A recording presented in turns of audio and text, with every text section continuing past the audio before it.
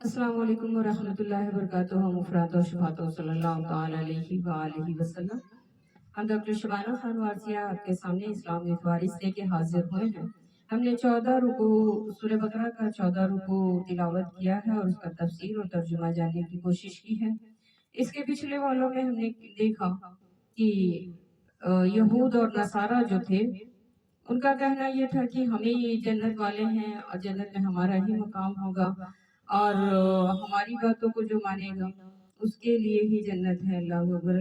तो उसके जवाब में कह रहा है कि अल्लाह हिदायत देने वाला है और वही सुनने वाला है। अगर तू उनकी ख्वाहिशों का पैरो हो और बाद उसके कि तुझे इल्म आ चुका तो अल्लाह से तेरा कोई बचाने वाला ना होगा। यानी यहूद और नसारा की तरफ इशारा करते हुए फरमाता है कि मेरे महबूब इनसे फरमा दो कि हक की किताब इनकी नबियों के नाजिल हुई और उनकी रहबरी में रहे और उसके बावजूद भी न किताब मानते हैं, किताबों में तहरीफ कर लिया इन्होंने और उसके बाद से अपने किताब और अपने नबी के वक्त को झुटलाते हैं। क्योंकि हर नबी जो आया वो अपने उम्मतियों से ये वक्त लेके गया था कि मेरे बाद एक आखिरुज़्ज़मा आएंगे जिनका नाम मोहम्मद मुस्तफा सल्लल्लाहु अलैहि वसल्लम होगा और अगर तुम्हारी जिंदगी बाकी रही और तुम्हारी जिंदगियों में उनका नुज़ूल हुआ तो उन पे और उनकी बताई हुई बातों को मान लेना, उनके किताब पे ईमान ले आना।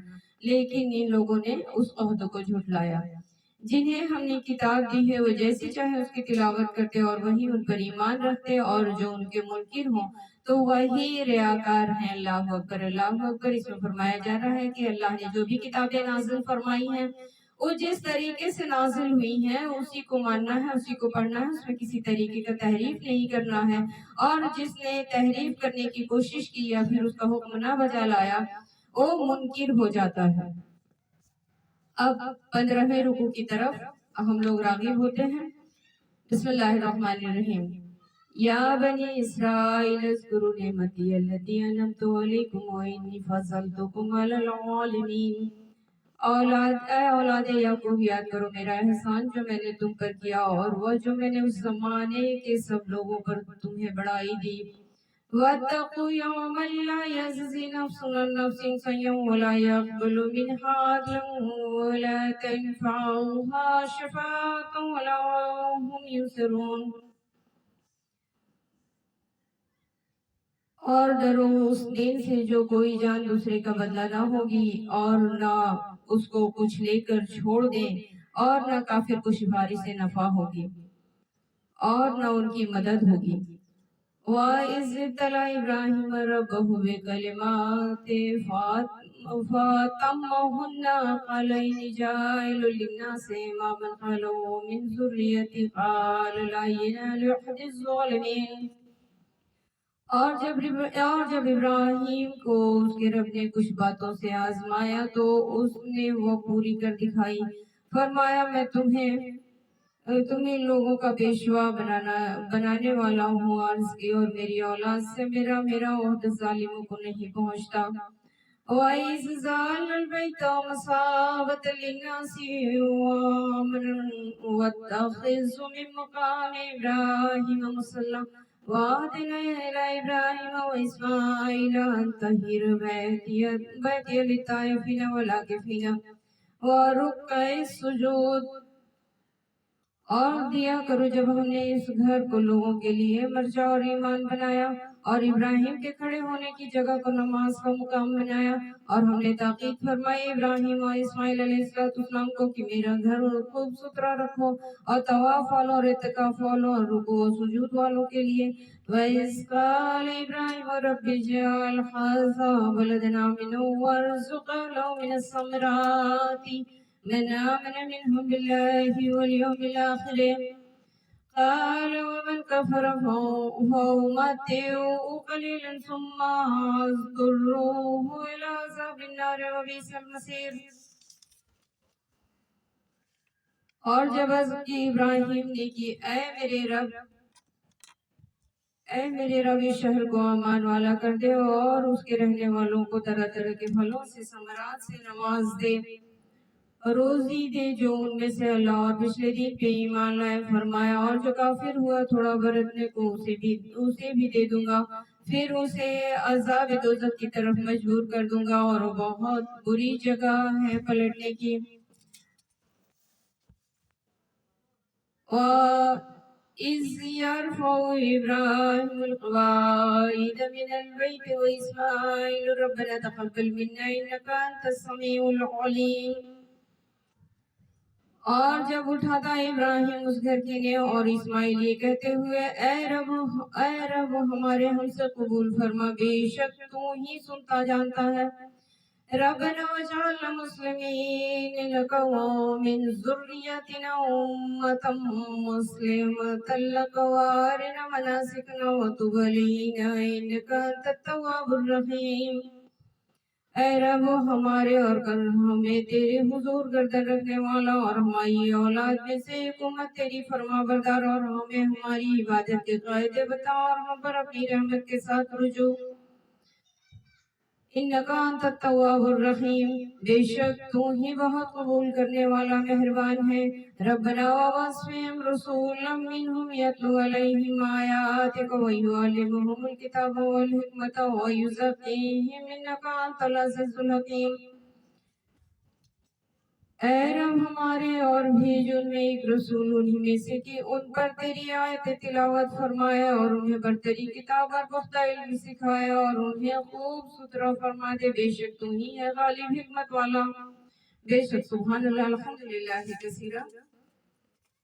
ان آیتوں میں ہم دیکھیں گے کہ اے اولاد یعقوب، یا کرو میرا احسان جو ہم نے تم پر کیا، اور وہ جو ہم نے اس زمانے کے سب لوگوں پہ تمہیں بڑھائی دی، اور ڈرو اس دن سے کہ کوئی جان دوسرے کا بدلہ نہ ہوگی اور نہ اس کو کچھ لے کر چھوڑیں گے اور نہ کافر کو کوئی سفارش ہے. اللہ اکبر اللہ اکبر. حضرت عباس رضی اللہ تعالیٰ عنہ نے فرمایا آیت اہل سفینہ کے باب میں نازل ہوئی جو جعفر بن ابی طالب علیہ السلام کے ساتھ حاضر بارگاہ رسالت ہوئے تھے. ان کی تعداد 40 تھی. 33 اہل حفصہ تھے اور 8 شامی راہب تھے اور اس میں بحرہ راہب بھی تھے. معنی یہ ہے کہ در حقیقت توریت پر ایمان لانے والے وہی ہیں جو اس کی تلاوت کا حق ادا کرتے ہیں اور بغیر تحریف یعنی بغیر ان میں تبدیلی کیے ہوئے اسے پڑھتے ہیں اور اس کے معنی کو سمجھتے ہیں اور اسے مانتے ہیں. محمد مصطفیٰ صلی اللہ علیہ وآلہ وسلم کی نعت تورات شریف میں لکھی گئی ہے، یعنی ان کی حمد و ثنا بیان کی گئی ہے. اسے دیکھ کر حضور پر ایمان لائیں.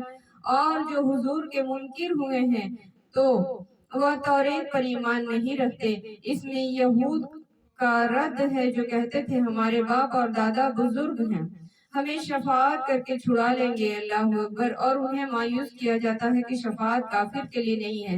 حضرت ابراہیم علیہ السلام کی اولاد سرزمین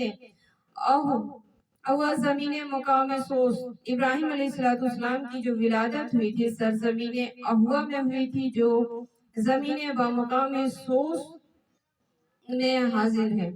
پھر آپ کے والد آپ کے بابل ملک نمرود میں لے آئے اور یہود و نصارہ و مشرقین عرب سب آپ کے فضل و شرف کی تعریف کرنے لگے اور آپ کے نسل میں ہونے والے فخر کرتے تھے. اللہ تعالیٰ نے آپ کے وہ حالات بیان فرمائے جس سے سب پر اسلام کا قبول کرنا لازم ہو جاتا ہے، کیونکہ جو چیزیں اللہ تعالیٰ نے آپ پر واجب کی اور اسلام کے لیے خصائص ہیں یعنی خاص میں سے ہیں، خاص خصوصیات میں سے ہیں.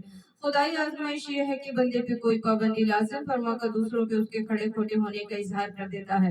یعنی ابراہیم علیہ السلام کو نار نمرود سے بچا کے اس نے بتایا کہ یہ میرے خاص بندوں میں سے ہے. سبحان اللہ الحمدللہ کثیرہ. لوگوں میں ثابت کر دیا، تصدیق کر دی.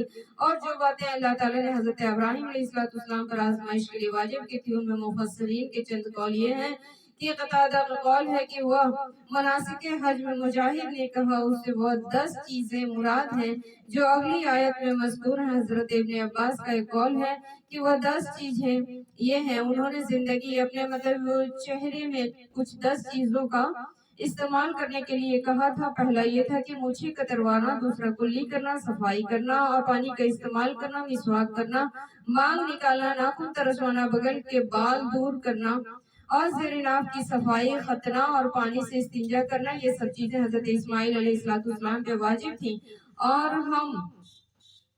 امت محمدیہ پہ واجب اور سنت دونوں ہے. سبحان اللہ الحمدللہ کثیرہ. مسئلہ یعنی آپ کی اولاد میں جو ظالم کافر ہیں وہ امامت کا منصب نہ پائیں گے. اس سے معلوم ہوا کہ کافر مسلمانوں کا پیشوا نہیں ہو سکتا. مسلمانوں کو کافروں کی اتباع نہیں کرنی چاہیے. بیت سے کعبہ مراد ہے اور اس میں تمام حرف شریف داخل ہیں، اور حرم میں امان ملتا ہے، چاہے وہ کسی بھی طریقے کا بھیڑیا ہو، شیر ہو، سارے لوگ جب حرم میں ہوتے ہیں تو ایک دوسرے کو نقصان نہیں پہنچاتے ہیں، مومن کو بھی امان ملتا ہے، اور وہ اپنے اللہ کے عذاب سے منقطع ہو جاتا ہے، اس کی توبہ قبول ہوتی ہے۔ حرم میں سب ایک دوسرے کے محرم ہو جاتے ہیں، کوئی ایک دوسرے کا غیر محرم نہیں ہوتا ہے۔ اللہ اکبر۔ وہاں یہ احمد بن حنبل کی حدیث سے ثابت ہے، اگر کوئی مجرم بھی داخل ہو جائے تو وہاں کسی کو اس پہ اعتراض نہیں ہوتا ہے۔ مقام ابراہیم وہ پتھر ہے جس پہ کھڑے ہو کر ابراہیم علیہ السلام نے کعبہ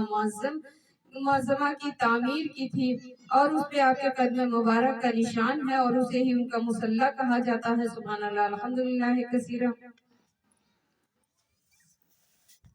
چونکہ امامت کے باب میں لا ینال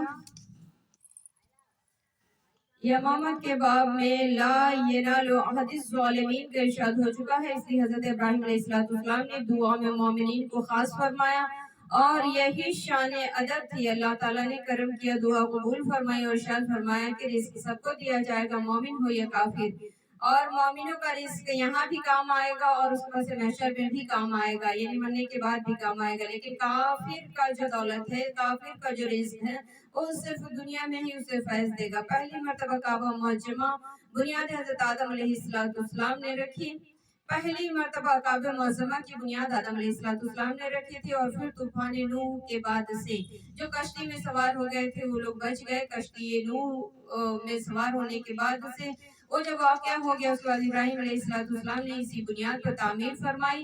یہ تعمیر خاص آپ کے دست مبارک سے ہوئی تھی، اس کے لیے پتھر اٹھا کر لاتے تھے، اس میں اسماعیل علیہ السلام ان کے بیٹے نے ان کی بہت مدد کی۔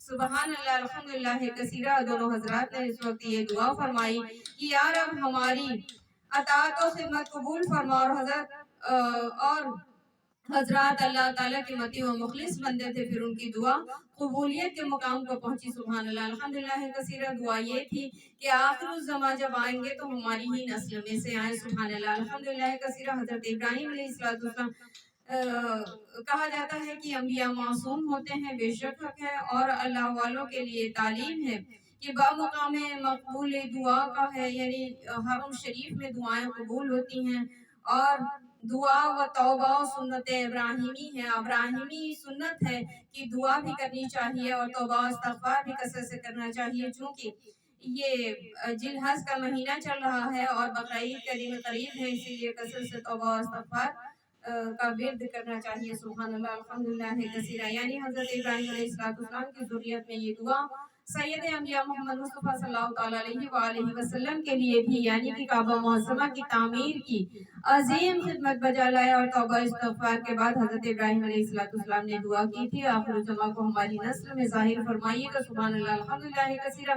اللہ تبارک و تعالیٰ نے ابراہیم علیہ السلام کی دعا اس طریقے سے قبول کی کہ اسماعیل علیہ السلام جو ان کے بیٹے تھے، ان کے ساتھ ان کی مدد کر رہے تھے، انہی کی نسل میں سے محمد مصطفیٰ صلی اللہ تعالیٰ علیہ وآلہ وسلم کا نزول ہوا، اور جبکہ ان کے جو دوسرے بیٹے تھے وہ یعقوب علیہ السلام، جو ان کے دوسرے اسحاق بیٹے تھے، ان سے موسیٰ علیہ السلام سے لے کے 4000 انبیاء کا ظہور ہوا۔ سبحان اللہ، الحمدللہ کثیرہ۔ یعنی 2 لائنیں چل رہی ہیں۔ اب خیال فرمائیے کہ کعبے کا جب ان لوگوں نے نیو رکھ دیا، اور اس کے بعد سب توبہ استغفار کے بعد سے اللہ کی بارگاہ اجدی میں باپ بیٹے نے دعا فرمائی، ابراہیم علیہ السلام اور اسحاق علیہ السلام، تو اللہ نے دعا کو مقبولیت کا مقام عطا فرمایا، اور اس کے بعد سے اسماعیل علیہ السلام کی نسل میں کوئی نبی پیدا نہیں ہوا سوائے محمد مصطفیٰ صلی اللہ تعالیٰ علیہ وآلہ وسلم کے، اور ان کے بھائی جو اسحاق علیہ السلام تھے، ان کی نسل میں سے تمام انبیاء آئے۔ سبحان اللہ، الحمدللہ کثیرہ۔ اس سے یہ پتا چلتا ہے کہ ابراہیم علیہ السلام کا مرتبہ کیا ہے، وہ رسول اللہ صلی اللہ تعالیٰ علیہ وآلہ وسلم کے آبا و اجداد میں ان کا شمار ہوتا ہے، جو امام الانبیاء ہیں۔ سبحان اللہ، الحمدللہ کثیرہ۔ اور ایک طرف غور کیا جائے تو سمجھ میں آتا ہے کہ ان کے دوسرے بیٹے اسحاق علیہ السلام کی نسل میں ہی سارے انبیاء تھے، یعنی یہودی نصرانی، یعنی موسیٰ علیہ السلام سے لے کے 4000 انبیاء انہی کی نسل میں تھے، یعنی اسحاق علیہ السلام کی نسل میں سے تھے۔ اور اب رسول اللہ صلی اللہ علیہ وآلہ وسلم کی طرف غور فرمایا جائے تو سمجھ میں یہ آتا ہے کہ انہوں نے اپنی میلاد خود پڑھی، سبحان اللہ الحمدللہ کثیرہ۔ خاتم النبین خاتم النبین لکھا ہوا تھا کہ بحالی کا حضرت آدم علیہ السلام کا پتلا خمیر ہو رہا تھا۔ رسول اللہ صلی اللہ علیہ وآلہ وسلم سے لوگوں نے پوچھا، یا رسول اللہ آپ کا ظہور کب سے ہے؟ تو آپ نے فرمایا کہ جب آدم خمیرے کی صورت میں تھے، یعنی آب و غل کے درمیان تھے، یعنی کیچڑ اور مٹی کے صورت میں تھے، تبھی بھی میں تھا، سبحان اللہ الحمدللہ کثیرہ۔ اس آیت سے یہ ثابت ہوتا ہے کہ جب آدم آب و غل کے درمیان تھے تو رسول اللہ صلی اللہ علیہ وآلہ وسلم موجود تھے، سبحان اللہ الحمدللہ کثیرہ۔ اجل اول بھی آپ ہی ہیں اور آخر بھی آپ ہی ہیں، سبحان اللہ الحمدللہ کثیرہ۔ میں تمہیں اپنی ابتدائے حال سے خبردار کر دوں، رسول اللہ صلی اللہ علیہ وآلہ وسلم اپنی میلاد پڑھ رہے ہیں یہودی اور نصرانیوں کے بیچ میں اور کافروں اور مشرکوں کے بیچ میں، اور اس کے بعد سے فرما رہے ہیں کہ خبر دوں کہ میں دعائے ابراہیم ہوں، بشارت عیسیٰ ہوں، اللہ اکبر، اللہ عیسیٰ کی بشارت میں ہی ہوں، دعائے ابراہیم میں ہی ہوں، دعائے اسماعیل میں ہی ہوں، اور اپنی والدہ کے خواب کی تعبیر بھی میں ہی ہوں کہ انہوں نے دیکھا تھا، تو انہوں نے میری ولادت کے وقت دیکھی اور ان کے لیے ایک نور ساطع ظاہر ہوا جس سے ملک شام کے ایوان و قصروان کے لیے روشن ہو گئے، اور حدیث میں دعائے ابراہیم یہی دعا ہے جو آیت میں مذکور ہے، سبحان اللہ الحمدللہ کثیرہ۔ اس طریقے سے ان کی دعائیں قبول ہوتی ہیں۔ حضور محمد مصطفیٰ صلی اللہ علیہ وآلہ وسلم الحمدللہ کثیرہ۔ یہ جمیل و خاجن سے یہ ثابت ہوتا ہے کہ اس کتاب سے قرآن پاک اور اس کی تعلیم اور اس کے حقائق و معنی کا سکھانا اور سیکھنا مراد ہے، سبحان اللہ الحمدللہ کثیرہ۔ حکمت کے معنی میں بہت اقوال ہیں، بعض کے نزدیک حکمت سے فقہ مراد آتا ہے، قتادہ کا قول ہے کہ حکمت سنت کا نام ہے، بے شک سبحان اللہ الحمدللہ کثیرہ۔ علم تو ہم پڑھ کے جانتے ہیں، مگر حکمت رسول اللہ صلی اللہ علیہ وآلہ وسلم کے قلب تک رسائی ہوتی ہے، تبھی ہمیں سمجھ میں آتا ہے کہ رسول اللہ کی حکمت کیا تھی، کیا اولون محمد آخرون محمد کلون محمد صلی اللہ علیہ حبیب۔ اس سے یہ بات سمجھ میں آیا کہ تمام نبیوں کا ظہور انہی کے صدقے میں ہے، کہ تمام کائنات کا ظہور انہی کے صدقے میں ہے، اللہ اکبر اللہ اکبر۔ اور اس کا خلاصہ یہ کہ حکمت علم اسرار ہے، یعنی حکمت کا جو علم ہے وہ آپ کے اسرار، آپ کے سینے میں جو راز چھپا ہوا ہے اس کا کھل جانا ہے، اللہ اکبر۔ اس کا اصل حکمت کے معنی یہ ہے کہ اسرار قلب کا ظاہر ہو جانا، آپ پہ ظاہر ہو جانا۔ یہ جو 72,000 پردوں کے بیچ میں مومنوں کا قلب ہے اور اس میں عرش اللہ کا بیٹھ جانا، قلب المومن رسول اللہ، یعنی مومنوں کا قلب ہی اللہ کا عرش ہے، اور وہاں تک رسائی ہو جانا اور قلب میں نور بننے لگنا، اور اس کے بعد سے اس کے علم و حکمت کا اسرار یعنی راز ظاہر ہو جانا، یہی حکمت علم کا اسرار ہے۔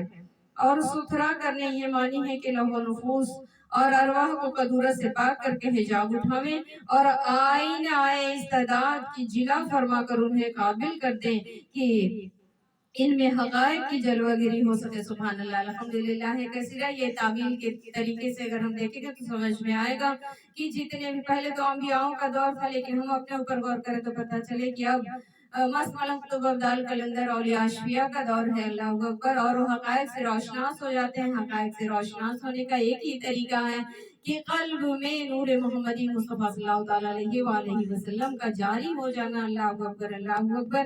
تبھی ہم اس علم و حکمت کے اسرار سے واقف ہو پائیں گے۔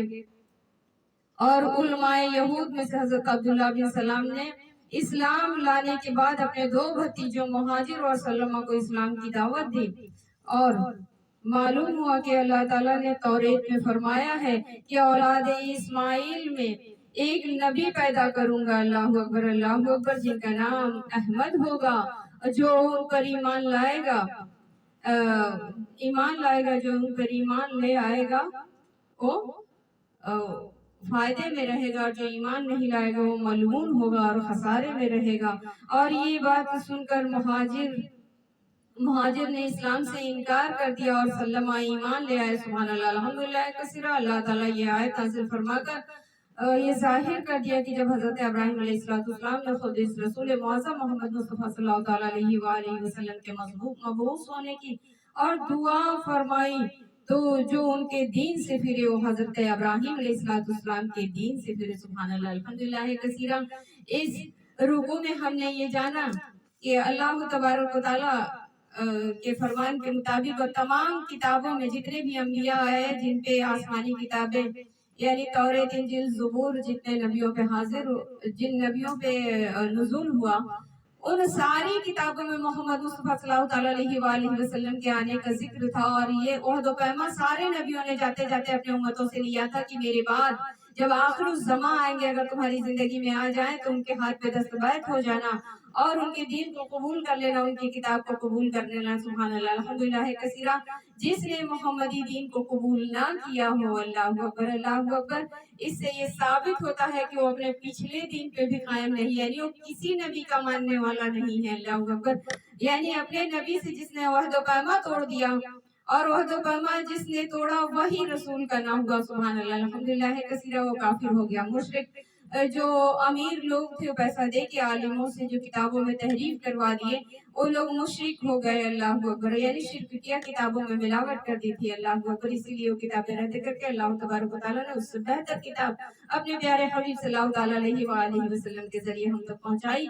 सुभान अल्लाह, अल्हम्दुलिल्लाह कसीरा। और इसमें ताबीर हमने जाना कि इल्म और हिकमत यही है कि कल्ब में जो मकाम है उसका इसरार हम पे जाहिर हो जाए। पंजतन का सदका रसूलुल्लाह सल्लल्लाहु अलैहि वसल्लम के कल्ब तक हमारी भी रसाई हो। और ये रसाई फिर दोबारा कह रहे हैं कि बिना गुरु के ज्ञान नहीं होता है, तो इसीलिए इसके लिए अहलुल्लाह तक पहुंचने की जरूरत होती है। अहले हक ही हक तक की रसाई रखते हैं। अल्लाह अकबर, अल्लाह अकबर। कल्बों में नूर बनने लगता है, उसी नूर की रोशनी में जो इल्म का असरार का खजाना हमारे सीनों में महफूज होता है, हम उससे वाकिफ हो जाते हैं। अल्लाह अकबर, इसीलिए जो बैत नहीं हुए हैं वो जल्द से जल्द जो भी पीर उन्हें पसंद हो, किसी भी सिलसिले का, किसी भी फिरके का, उससे जाके मुरीद हो जाए। अल्लाह अकबर, अल्लाह अकबर। इसलिए कि तमाम फिरके मोहम्मदी हैं। और इस आयत पे अगर गौर किया जाए, इस रुकू पे अगर गौर किया जाए तो समझ में आया कि सारे नबी कह गए कि मेरे बाद आखिर ज़मा आएंगे तो उनके दीन में तुम शामिल हो जाना। ये ओहद व पैमा लेके गए हैं तो जो मोहम्मदी दीन में शामिल हुआ वही सारे नबियों का मानने वाला है, सारी किताबों पे ईमान लाने वाला है। रसूलुल्लाह भी कह रहे हैं कि पिछले नबियों को भी मानना, उनकी इज्जत करना, उनकी किताबों की इज्जत करना, लेकिन ये किताब सारी किताबों का मजमुआ है, इसीलिए अपनी जिंदगी इसी के मुताबिक जीने की कोशिश करना। इसमें जाहिर और बातिनी दोनों उलूम की तरफ इशारा किया गया है। इल्म और हिकमत है और इसमें अजल से लेके अबद तक का इल्म और हिकमत मंजूर है। जितने भी नबी इल्म और हिकमत लेके आए सारे का मजमुआ कलाम पाक है। रसूलुल्लाह सल्लल्लाहु अलैहि वसल्लम ने इसको इसरार खजाना कहा और इसका एक इसरार, एक तार हमारे कल्ब से जुड़ा हुआ है। जब तक पंजतन की रहबरी में, वारिसैन की रहबरी में, उनके आशिकान उलमाए मुतकद्दीम की रहबरी में इसे नहीं पढ़ेंगे, इसे पढ़ के हम समझ नहीं पाएंगे और इसके इसरार हमारे को इसरार से वाकिफ नहीं हो पाएंगे। सल्लल्लाहु अलैहि हबीब मौलाना या वारिस अल्लाह, वारिस हक वारिस अल्लाह, पंजतन के सदके में हम सबको उसे जानने, जनाने और लोगों तक पहुंचाने की तौफीक अता फरमाए। या वारिस